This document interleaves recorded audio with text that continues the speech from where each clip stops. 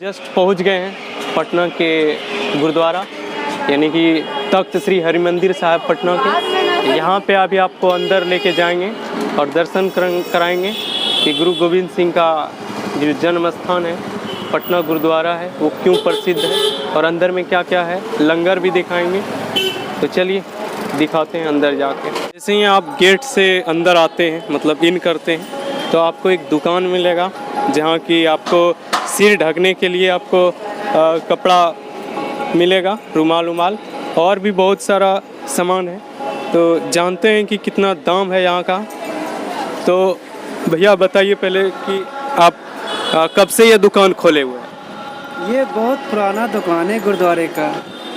यहाँ पर पहले संगत आते हैं तो पहले चप्पल जूता सामने जमा करते हैं, उसके बाद फिर सिर पर रुमाल लेते हैं और फिर यहाँ से रुमाला साहब और माला लेते हैं। फिर आगे जाने के लिए प्रसाद होता है, प्रसाद चढ़ाकर फिर दरबार साहब में जाते हैं। अच्छा, तो लंगर कब कब लगता है? लंगर आपको यहाँ पर 24 घंटे मिलेंगे।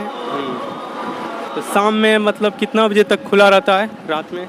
गुरुद्वारे आपको 8:30 बजे तक समाप्ति हो जाती है। उसके बाद गुरुद्वारे के गेट 24 घंटे खुले रहते, सिर्फ दरबार साहब अंदर बंद हो जाते हैं। तो आप अमृतसर से हैं कि बिहार से? नहीं, हमारा जन्म गुरुद्वारा पटना साहिब में ही है। मैं बिहार से हूँ। अगर कोई यहाँ पे आना चाहते हैं तो आप क्या उनको सलाह देते हैं?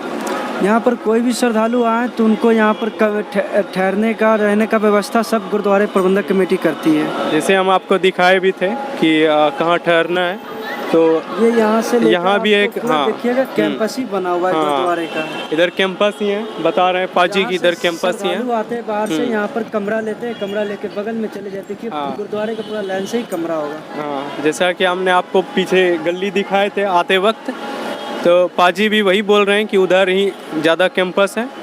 और पाजी गुरुद्वारे के अंदर में भी कैंपस है वीआईपी गेस्ट के लिए।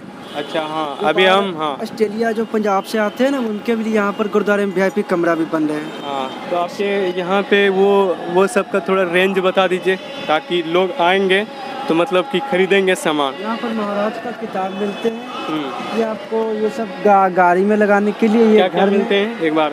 यहाँ पर महाराज का किताब मिलते हैं, गुरु गोविंद सिंह जी का जन्म स्थल, ये गुरुद्वारे का पाठ मिलते हैं, फिर यहाँ उनका स्वरूप मिलते हैं।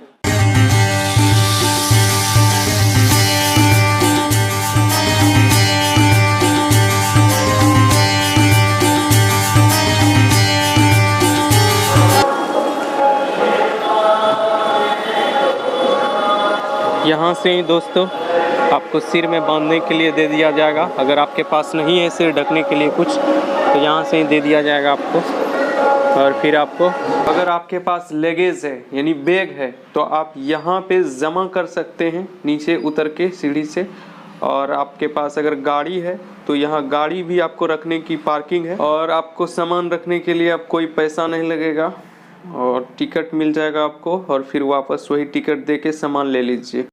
यहाँ से पानी में आपको पानी में भिगा के पैर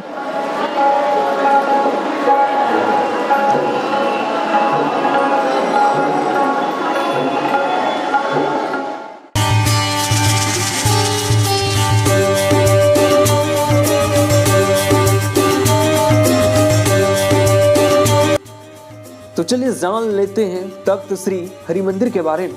तो सबसे पहले हम आपको बता दें, तख्त का अर्थ राज सिंहासन होता है। बिहार के पटना में स्थित सिखों के 5 तख्त में से एक ये भी है जो हम आपको दिखा रहे हैं। तख्त का निर्माण 18वीं सदी में महाराजा रंजीत सिंह ने कराया था। गुरु गोविंद सिंह के जन्म स्थान को चिन्हित करने के लिए कराए थे।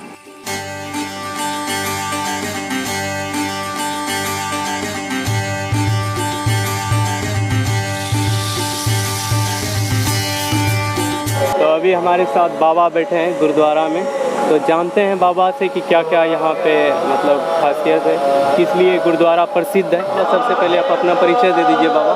मैं एक श्रद्धालु हूँ, अमृतसर से आया हूँ। तो इसके बारे में जो गुरु 10वें पातशाह का जन्म स्थान है इसके बारे में बता रहा हूँ।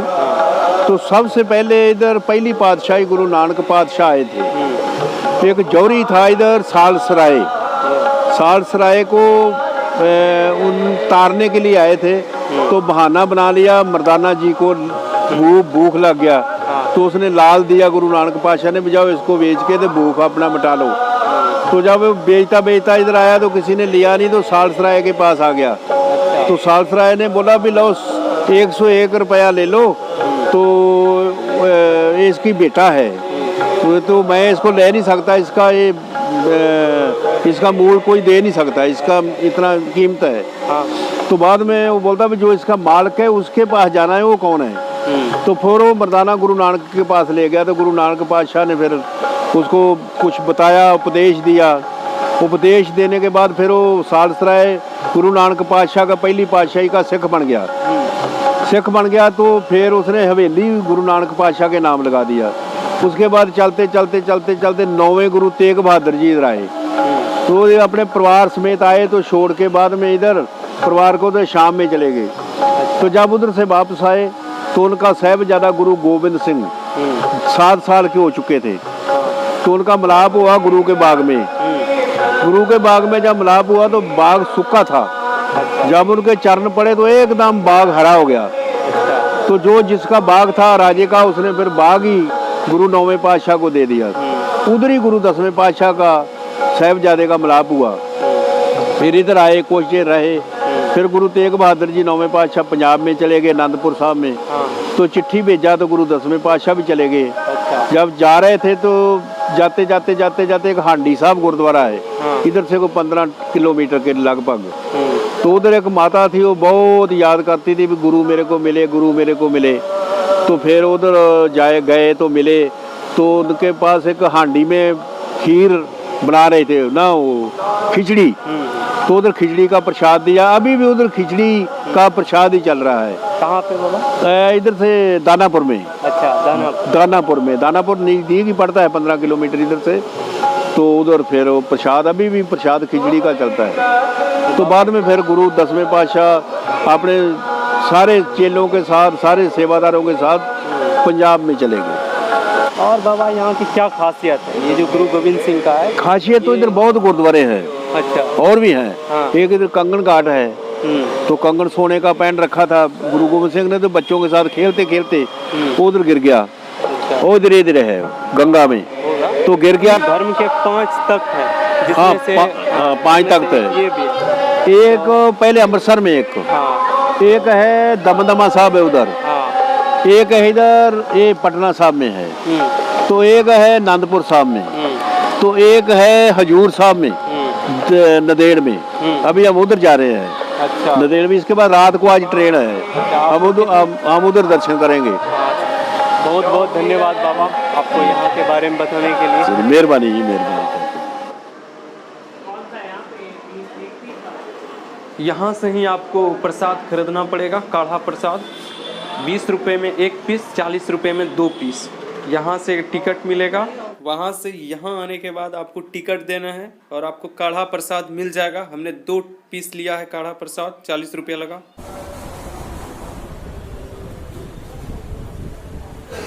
और ये रहा 2 पीस काढ़ा प्रसाद।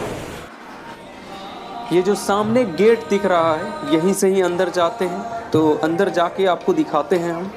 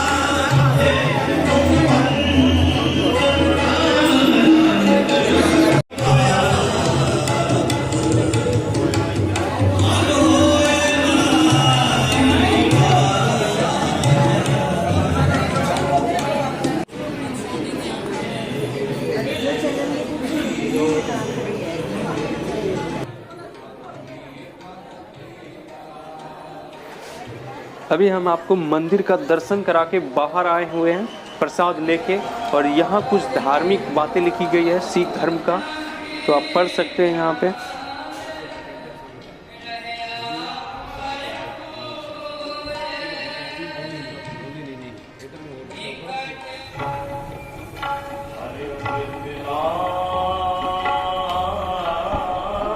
तो चलिए जान लेते हैं गुरु गोविंद सिंह के बारे में। सिख धर्म के 10वें गुरु और अंतिम गुरु यही थे, गुरु गोविंद सिंह ही। इनका जन्म 22 दिसंबर 1666 को पटना साहिब में हुआ था और इनकी प्रारंभिक शिक्षा दीक्षा अमृतसर में हुआ था।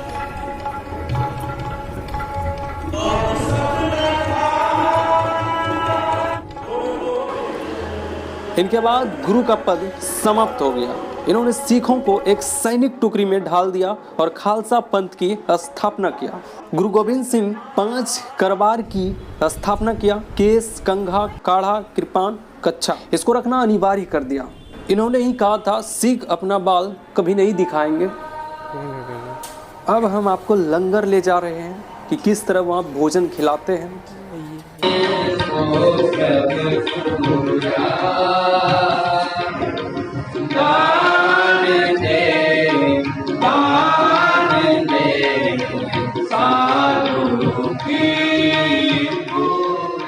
लंगर का टाइमिंग है सुबह 6:30 बजे से 10 बजे तक चाय और नाश्ता मिलेगा, और दिन में 11:30 बजे से 4 बजे तक खाना मिलेगा। फिर शाम 4 बजे से 6 बजे तक चाय नाश्ता मिलेगा, और शाम 7:30 बजे से रात भर खाना मिलेगा।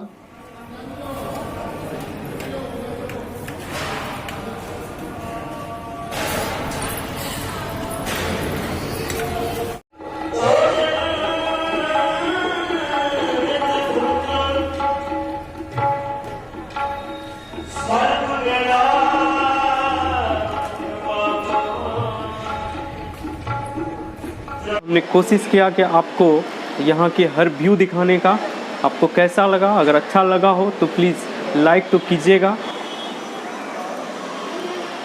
तो अब हम जा रहे हैं एग्जिट।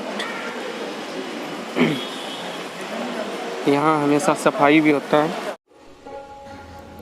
अगर आप यहाँ पे आते हैं और भी जगह घूमना चाहते हैं तो बुद्धा स्मृति पार्क, पटना संग्रहालय, बिहार संग्रहालय, गोलघर है, घूम सकते हैं।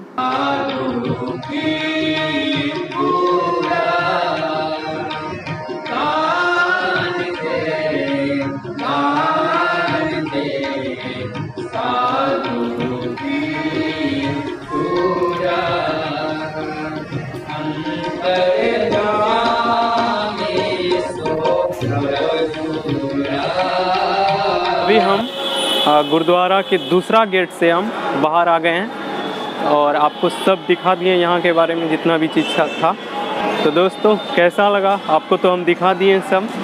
और अगर आपको भी यहाँ पे आना है तो अगर पटना से आ रहे हैं तो आपको 14 किलोमीटर लगेगा।